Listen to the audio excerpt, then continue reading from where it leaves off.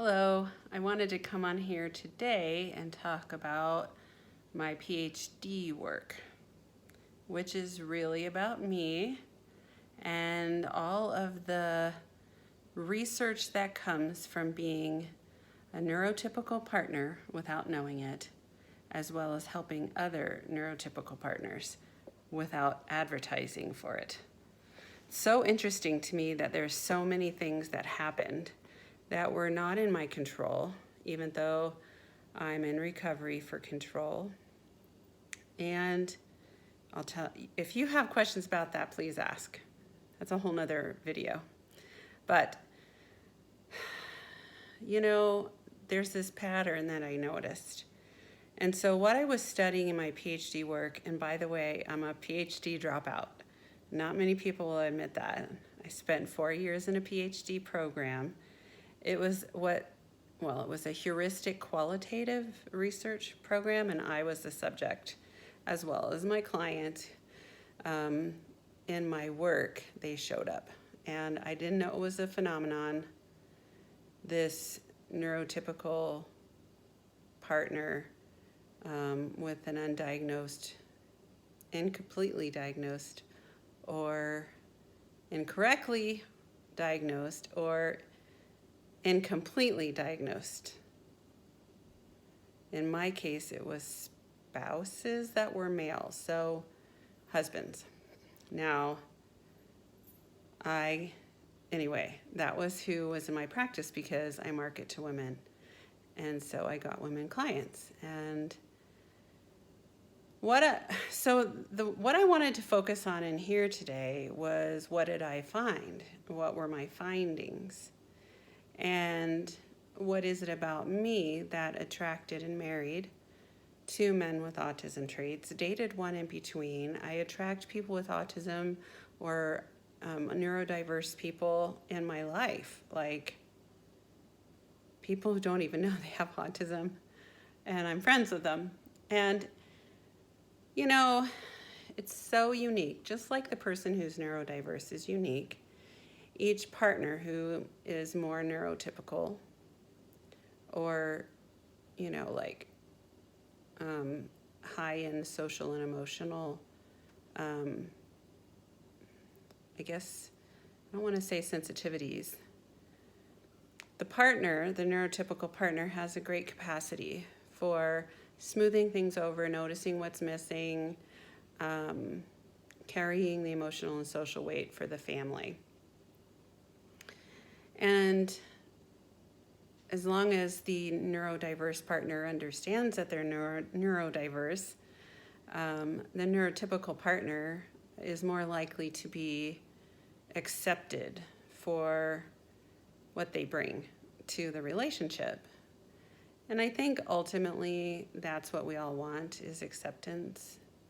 And so what I found were most of the women who were married to men with undiagnosed autism had a history of developmental trauma. Now, this was what's called practice-based evidence. In my field, there's this thing called evidence-based practice, which means that there's a lot of academic research, and you get publications, you get research done, and then you follow the protocols of what's been researched. Well, in practice-based evidence, it's more about it's like your experience. So not only did I have my personal experience with relatives, let's just put it that way, relatives with autism traits. And yes, so let's just say I've had a lot of personal, and then with my practice, my counseling practice, professional evidence. And so what I would help, so myself and the women, most of the women, not all, had developmental trauma. And what that means is a less than nurturing relationship with a major caregiver during childhood. And yeah, we'll just stop there. There's more. There's other kinds of trauma that impact what a relationship is like and what a woman will accommodate, basically, based on her experience. And it's her lived experience of the world and her life in it. And if she's not used to being heard, or she's not used to noticing her own needs or wants, it's easier to care for everybody else at her own expense in the long run. It doesn't show up right away. This is a long-term relationship situation, because what she also didn't have in her childhood is security and stability. And a person with autism can be very secure and feel very stable. And that's a big draw for someone who had maybe some chaotic history in childhood. And yes, so heuristic means investigation within yourself. Qualitative means it's stories. You know, it's personal information. And with the women that I worked with, as well as with my own healing journey, it's an ongoing development. It's a difficult learning curve. And yeah. So you might ask, why did I drop out of my PhD?